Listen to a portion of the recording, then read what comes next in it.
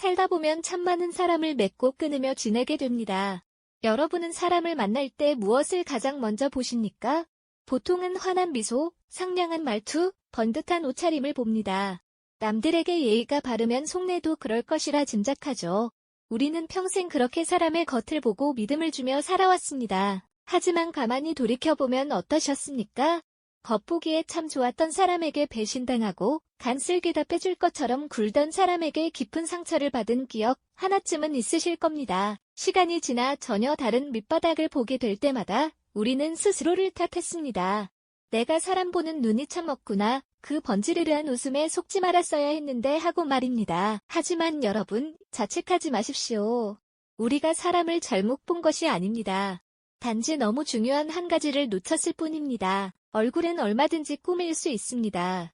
말투는 거울 앞에서 연습할 수 있고 다정한 태도는 연기할 수 있습니다. 하지만 무의식 중에 불쑥 튀어나오는 결정적 신호들은 절대 거짓말을 하지 못합니다. 그것은 그 사람이 평생을 어떻게 살아왔는지를 보여주는 이력서이자 앞으로 나를 어떻게 대할지 미리 알려주는 거울이기 때문입니다. 오늘 이야기가 끝날 때쯤이면 여러분은 더 이상 사람의 포장지에 속아 이유 없이 상처받지 않게 되실 겁니다. 가짜를 걸러내고 진짜 좋은 사람을 알아보는 어른의 해안을 갖게 되실 겁니다. 구독과 좋아요를 눌러두시면 험한 세상에서 내 마음을 안전하게 지켜줄 따뜻한 통찰을 가장 먼저 받아보실 수 있습니다. 첫 번째로 우리가 가만히 시선을 두어야 할 곳은 바로 상대방의 신발입니다. 한 68세 남성분이 들려주신 이야기입니다. 몇 달 전 친척 조카의 결혼식장 로비에서 오랜만에 고향 동창을 마주치셨답니다. 동창은 한눈에 봐도 번쩍이는 고급 정장에 비싼 시계를 차고 있었습니다.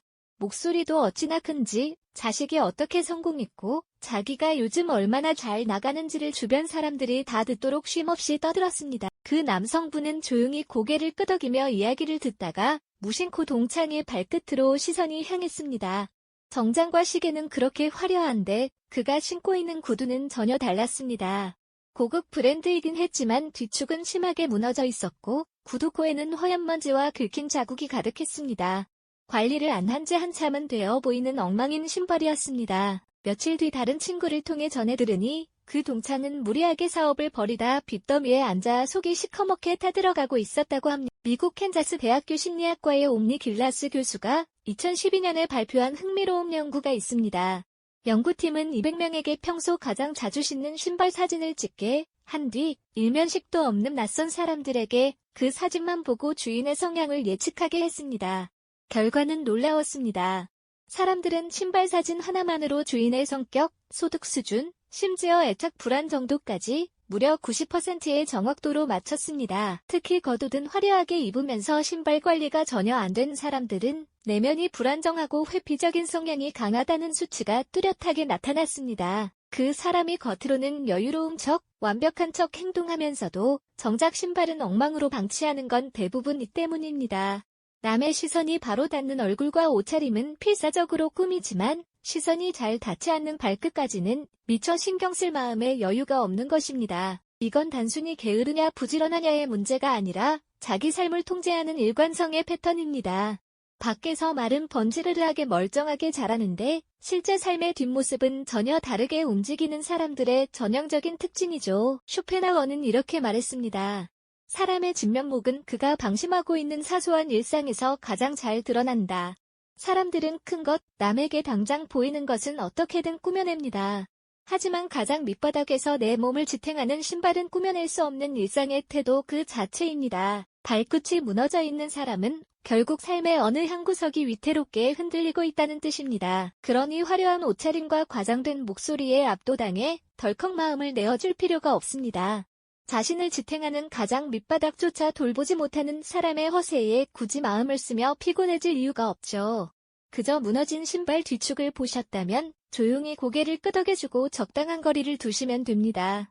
그것이 텅 빈 인연으로부터 내 소중한 감정을 보호하는 가장 지혜로운 방법입니다. 두 번째로 유심히 보셔야 할 것은 바로 시간 약속을 대하는 태도입니다. 한 65세 여성분이 들려주신 이야기입니다. 한 달에 한 번씩 동네 친구들과 점심을 먹는 모임이 있다고 하셨습니다. 그런데 그중 유독 한 친구가 매번 15분, 20분씩 늦게 나타납니다. 어쩌다 한 번이 아니라 만날 때마다 습관처럼 늦으면서도 식당 문을 열고 들어올 때는 늘 변명이 한가득입니다. 아이고, 오다가 아는 사람을 만나서 집에서 전화가 안 끊어져서 하면서 말이죠. 그래놓고는 먼저 와서 기다린 사람들에게 진심으로 미안해하는 기색도 없이 자리에 앉자마자 수저부터 챙기며 혼자서만 호탕하게 웃고 떠듭니다. 다들 좋은 게 좋은 거라고 겉으로는 웃어넘겼지만 그 여성분은 그 친구를 만나는 날이면 유독 기가 빨리고 속이 답답해진다고 하셨습니다. 미국 샌디에이고 주립대학교 심리학과의 제프 콘테 교수가 2003년 162명을 대상으로 진행한 지각과 성격 특성 연구가 있습니다. 연구팀은 약속 시간에 상습적으로 늦는 사람들의 심리와 행동 패턴을 분석했습니다. 그 결과 이들은 타인의 시간을 자신의 시간보다 덜 중요하게 여기는 특권의식 점수가 평균보다 무려 40% 이상 높게 나타났습니다. 특히 내가 늦는 것은 어쩔 수 없는 상황 때문이고 상대방은 당연히 나를 이해하고 기다려주어야 한다고 믿는 자기중심적 성향이 강했습니다. 그 사람이 매번 약속에 늦으면서도 미안해하지 않고 가볍게 웃어넘기는 건 대부분 이 때문입니다. 내 사정은 늘 피치 못할 특별한 것이고 남의 시간은 나를 위해 얼마든지 기다려줄 수 있는 가벼운 것이라 여기는 무의식이 깔려있기 때문이죠. 이건 단순히 성격이 느긋하거나 시간 관리를 못하는 문제가 아니라 타인을 존중하지 않는 오만한 패턴입니다. 밖에서 말은 멀쩡하게 배려심 넘치는 척 잘하는데 실제 행동은 전혀 다르게 움직이는 사람들의 전형적인 특징이죠. 고대로마의 철학자 세네카는 이렇게 말했습니다. 우리는 남의 재산을 훔치는 것은 큰 범죄라 생각하면서도 남의 시간을 빼앗는 것에는 아무런 죄책감을 느끼지 않는다. 우리가 누군가를 기다리는 시간은 돈으로도 살 수 없는 내 삶의 귀한 조각입니다. 내 시간을 함부로 갉아먹는 사람은 결국 내 삶의 일부를 훔쳐가는 것과 다르지 않습니다. 시간의 무게를 가볍게 여기는 사람은 결국 곁에 있는 사람의 무게도 가볍게 여기게 됩니다. 그러니 매번 늦는 사람을 기다리며 내 속을 까맣게 태울 필요가 없습니다. 왜 나를 존중하지 않냐고 서운해하며 내 귀한 감정을 소모할 이유도 없죠. 그저 그 사람과의 만남을 서서히 줄여가며 내 마음속 시간표에서 조용히 놓아주면 됩니다. 그것이 타인의 무례함으로부터 내 마음의 평화를 단단하게 지켜내는 어른의 지혜입니다. 세 번째로 유심히 보셔야 할 것은 바로 사람의 말투와 억양입니다. 한 62세 여성분이 겪은 일입니다. 동네 문화센터에서 알게 된 동년배 지인이 있었습니다. 겉으로는 늘 웃으며 다정하게 말을 건네는데 이상하게 그 사람과 대화를 나누고 나면 묘하게 기분이 언짢아지고 가슴 한구석이 답답해졌습니다. 아이고, 오늘 입은 옷 참 화사하고 예쁘네. 젊은 아가씨들이 입는 비싼 브랜드인가 봐. 물이 좀 있네. 칭찬인 것 같은데 끝에는 늘 뾰족한 과시가 돋쳐 있었습니다. 밥을 같이 먹을 때도 어머, 이 집 반찬 참 맛있네. 조미료를 팍팍 넣었나 보다. 입에 쫙쫙 붙네. 하며 웃습니다.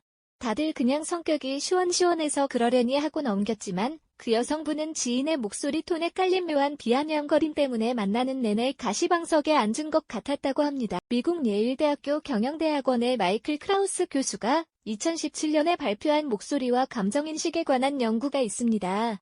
연구팀은 1,800명의 참가자를 대상으로 표정, 몸짓, 그리고 목소리만을 통해 상대방의 진짜 감정을 얼마나 잘 읽어내는지 실험했습니다. 결과는 예상을 뒤엎었습니다. 사람들은 겉으로 보이는 표정을 볼 때보다 오직 상대방의 말투와 억양만 들었을 때 그 사람이 숨기고 있는 진짜 적대감과 감정을 무려 20%나 더 정확하게 파악했습니다. 단어의 뜻이 아무리 아름다워도 미세하게 떨리는 억양과 차가운 음색에 무의식적인 분심이 고스란히 새어나온다는 것입니다. 겉으로는 웃으며 예쁜 단어를 고르면서도 툭툭 찌르는 말투를 쓰는 것, 그 사람이 그런 행동을 하는 건 대부분이 때문입니다. 대놓고 비난할 용기는 없으면서 상대방보다 은근히 우위에 서고 싶은 얄팍한 우월감을 말투에 담아 흘려보내는 것입니다. 이건 성격이 털털하거나 유머 감각이 남다른 문제가 아니라 상대를 교묘하게 깎아내리는 패턴입니다. 말은 멀쩡한데 행동은 다르게 움직이는 사람들의 전형적인 특징이죠. 단어로는 칭찬을 건네지만 실제 억양과 태도로는 당신을 무시하고 있는 것입니다. 프랑스의 철학자 몽테뉴는 이렇게 말했습니다. 말투는 단순히 입에서 나오는 소리가 아니라 그 사람의 영혼이 있는 옷이 화려하고 예의 바른 단어로 겹겹이 포장해도 결국 말투라는 옷의 질감이 까슬까슬하고 거칠다면 그 사람의 내면 역시 꼬여있다는 뜻입니다. 속에 남몰래 품고 있는 열등감과 불편한 마음이 억양을 통해 통제되지 않고 삐져나오는 것이죠. 그러니 칭찬을 빙자해 교묘하게 속을 긁는 말투에 상처받거나 내 소중한 감정을 내어줄 필요가 없습니다. 저 사람이 나를 칭찬한 걸까? 아니면 비꼰 걸까 해서 해석하며 내 귀한 에너지를 소모할 이유도 없죠. 뼈 있는 농담이라며 함부로 선을 넘고 불쾌한 억양을 던지는 사람과는 조용히 대화를 멈추고 선을 그으시면 됩니다. 맑고 다정한 억양으로 내 마음에 편안한 파동을 주는 사람만 곁에 두기에도 우리의 남은 인생은 너무나 소중합니다. 네 번째로 우리의 눈여겨보아야 할 곳은 바로 그 사람이 자신보다 약한 사람을 대하는 태도입니다. 한 64세 남성분이 겪으신 씁쓸한 일화입니다. 예전 직장에서 알게 된 후배와 오랜만에 점심을 먹기로 하셨답니다. 후배는 약속 장소에 먼저 나와 깍듯이 인사를 하고 식사 내내 "선배님, 요즘 얼굴이 참 좋아지셨습니다." 하며 살갑고 예의 바르게 굴었습니다. 그런데 식당에 손님이 몰려 음식이 조금 늦어지자 상황이 완전히 달라졌습니다. 후배는 지나가는 젊은 종업원을 툭 치며 불렀습니다. "어이, 학생. 우리 주문 들어간 거 맞아? 왜 이렇게 꿈지럭거려? 사람 무시하는 거야?"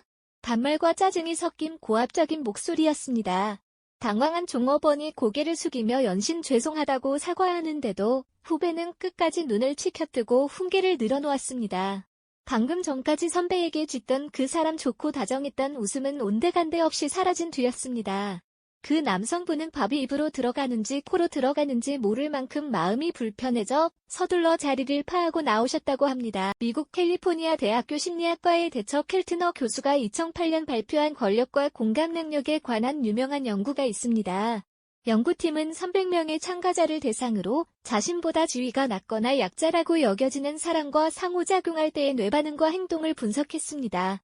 실험 결과 자신에게 상대방을 통제할 약간의 힘이 주어졌다고 착각하는 순간 타인의 고통과 감정에 공감하는 뇌 부위의 활동이 급격히 저하되었습니다. 특히 평소 남의 시선을 많이 의식하는 사람일수록 자신보다 약한 처지에 있는 서비스직 노동자나 부하 직원에게 무례하게 행동하고 말을 함부로 자를 확률이 무려 3배 이상 높게 나타났습니다. 나에게 깍듯하던 사람이 종업원이나 약자 앞에서는 아나무인으로 돌변하는 것, 그 사람이 그런 행동을 하는 건 대부분이 때문입니다. 나에게 이득이 되거나 윗사람인 당신 앞에서는 철저하게 계산된 가면을 쓰고 예의를 차리지만 자신에게 아무런 이익을 줄 수 없다고 판단되는 사람 앞에서는 굳이 감정을 억누를 필요를 느끼지 못해 무의식적인 밑바닥 본성을 쏟아내는 것입니다. 이건 그날따라 기분이 안 좋았거나 성격이 예민한 문제가 아니라 강자에게 약하고 약자에게 강하게 구는 지독한 서열주의의 패턴입니다. 내 앞에서는 말은 멀쩡한데 뒤돌아서면 행동은 다르게 움직이는 사람들의 전형적인 특징이죠. 철학자 쇼펜하워는 이렇게 말했습니다. 타인의 고통에 대한 연민이야말로 도덕성의 가장 확실한 보증수표다. 나에게 아무런 도움이 되지 않는 사람, 나에게 반격할 수 없는 처지에 놓인 사람을 어떻게 대하는지가 곧 그 사람 영혼의 진짜 민낯입니다. 식당 종업원을 함부로 대하는 손은 상황이 바뀌어 당신이 자신보다 약해지거나 쓸모가 없어지는 순간 언제든 당신에게도 똑같이 폭력적이고 차갑게 변할 수 있는 손입니다. 그러니 나에게만 잘해준다고 해서 그 사람의 이중적인 모습에 억지로 눈 감아주고 마음을 내어줄 필요가 없습니다. 약자를 짓밟아 자신의 얄팍한 자존심을 채우는 사람의 곁에서 언젠가 나에게도 돌아올지 모를 그 무례함을 견디며 감정을 소모할 이유가 없죠. 그저 서비스직 종업원에게 반말을 던지는 그 서늘한 눈빛을 보셨다면 내 마음의 문도 조용히 걸어 잠그고 안전한 거리를 두시면 됩니다. 그것이 언제 돌변할지 모르는 가짜 인연으로부터 내 존엄과 평온을 단단하게 지키는 어른의 처세입니다. 5번째로 우리가 가만히 들여다보아야 할 것은 바로 상대방이 침묵을 대하는 태도입니다. 한 61세 여성분이 동창 모임을 마치고 겪으신 일입니다. 여럿이 밥을 먹고 유독 친하다고 생각했던 친구 한 명과 단둘이 조용한 카페에 남았습니다. 신나게 떠들던 대화가 잠시 끊어지고 고요한 순간이 찾아왔습니다. 그 여성분은 창밖의 풍경을 보며 따뜻한 찻잔의 온기를 느끼고 있었는데 앞자리에 앉은 친구는 그 짧은 침묵을 도무지 견디지 못했습니다. 안절부절 못하며 핸드폰 화면을 의미 없이 켰다 끄기를 반복하고 탁자를 손가락으로 신경질적으로 톡톡 치더니 결국 남의 험담과 자기 남편 흉을 쉴 새 없이 늘어놓기 시작했습니다. 어휴, 나는 이렇게 조용하면 어색해서 숨이 막히더라. 하면서 말이죠. 그저 편안하게 마주 앉아 쉬고 싶었던 여성분은 친구의 쏟아지는 불평에 억지로 맞장구를 쳐주느라 오히려 진이 다 빠져버렸다고 합니다. 미국 버지니아 대학교 심리학과의 티모시 윌슨 교수가 2014년에 발표한 고립과 침묵에 대한 인간의 반응 연구가 있습니다. 연구팀은 700명의 참가자를 아무런 자극이 없는 빈 방에 15분 동안 혼자 가만히 앉아있게 했습니다. 원한다면 스스로에게 가벼운 전기 충격을 줄 수 있는 장치 하나만 남겨두었죠. 결과는 충격적이었습니다. 놀랍게도 참가자의 67%에 달하는 남성과 25%의 여성이 15분의 고요한 침묵을 견디지 못하고 차라리 스스로에게 전기 충격을 가하는 쪽을 택했습니다. 가만히 자신의 내면과 마주하는 고요함보다는 차라리 신체적인 고통이나 자극을 받을 만큼 사람들은 침묵을 끔찍하게 두려워한다는 것입니다. 대화가 비는 틈을 참지 못하고 굳이 영양가 없는 소음이나 남의 험담으로 공간을 억지로 채우려는 것, 그 사람이 그런 행동을 하는 건 대부분이 때문입니다. 침묵이 흐를 때 자신의 텅 빈 내면이나 불안한 생각과 마주하는 것이 너무나 두렵기 때문입니다. 그래서 끊임없이 외부의 자극과 말소리로 스스로의 불안을 덮어버리려는 것이죠. 이건 단순히 성격이 활달하거나 외향적인 문제가 아니라 자기 내면의 고요함을 견디지 못하는 회피의 패턴입니다. 겉으로 말은 멀쩡하고 재미있게 떠드는데 실제 행동은 불안감에 쫓기듯 전혀 다르게 움직이는 사람들의 전형적인 특징이죠. 프랑스의 철학자 블레즈 파스칼은 이렇게 말했습니다.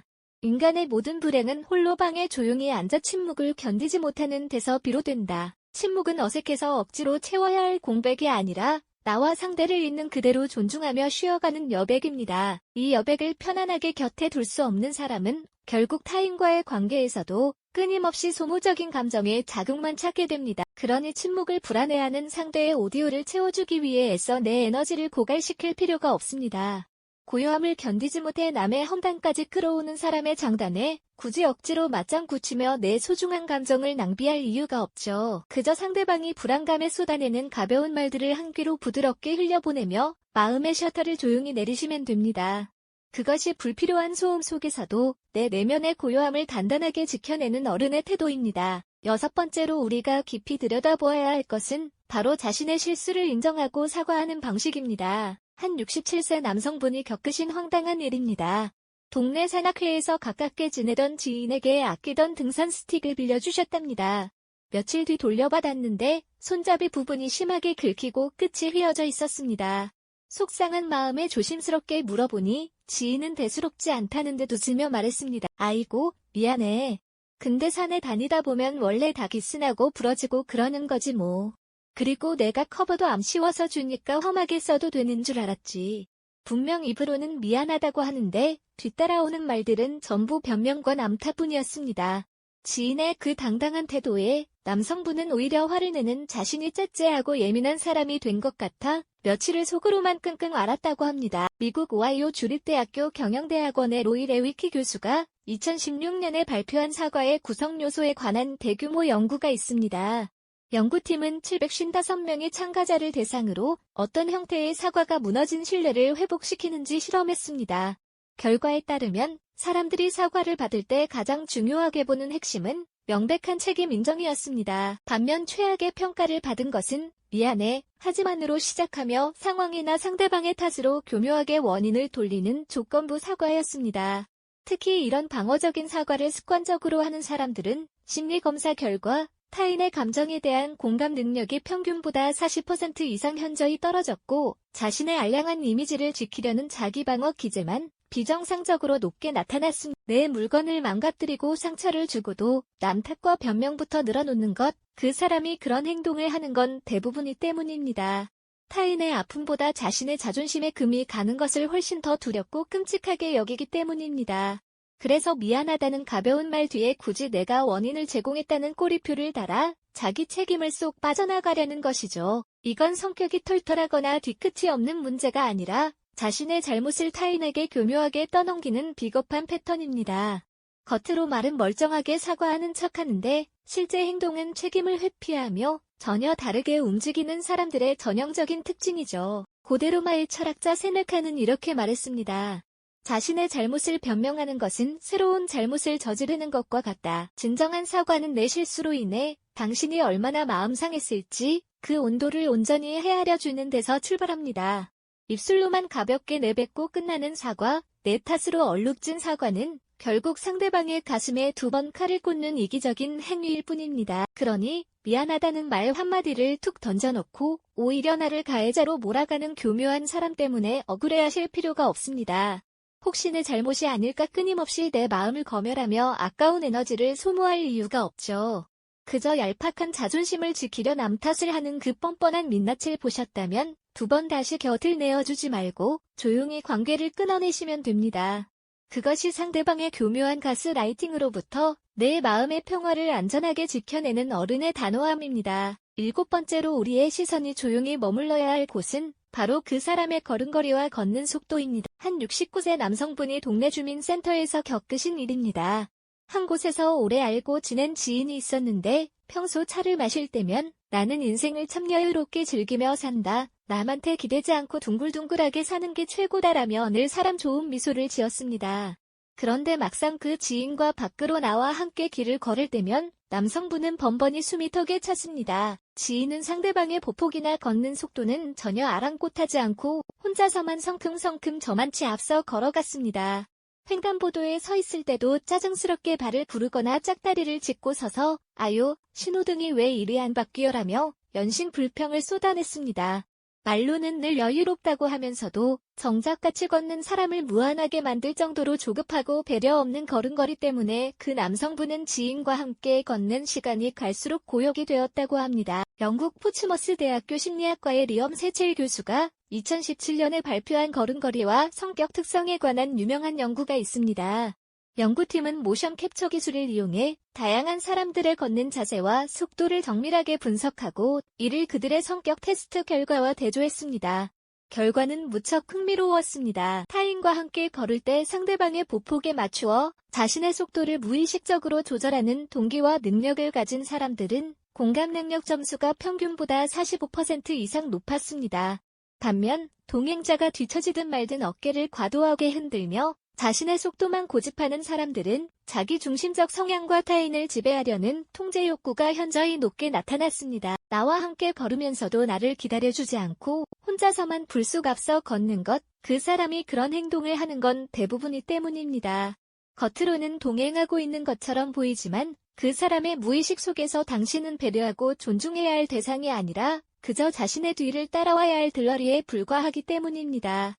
이건 단순히 걸음이 빠르냐 느리냐의 문제가 아니라 타인의 리듬을 전혀 존중하지 않는 이기적인 패턴입니다. 앉아서 입으로 말할 때는 멀쩡하게 다정하고 여유로운 척하는데 막상 몸을 움직이는 실제 행동은 주변을 살피지 않고 전혀 다르게 움직이는 사람들의 전형적인 특징이 프랑스의 데모노 오누레드 발자크는 일찍이 이렇게 말했습니다. 걸음걸이는 그 사람의 얼굴만큼이나 많은 것을 말해준다. 그것은 몸으로 쓰는 영혼의 서명이다. 우리가 세상을 향해 발을 내디디는 방식은 결국 우리가 타인과 관계를 맺는 방식과 똑같습니다.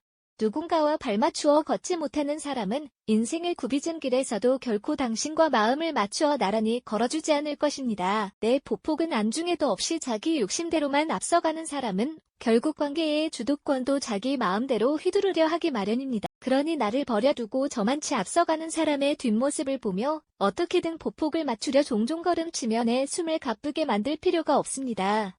왜 나를 기다려주지 않느냐고 서운해하며 내 귀한 에너지를 길거리에 버릴 이유도 없죠.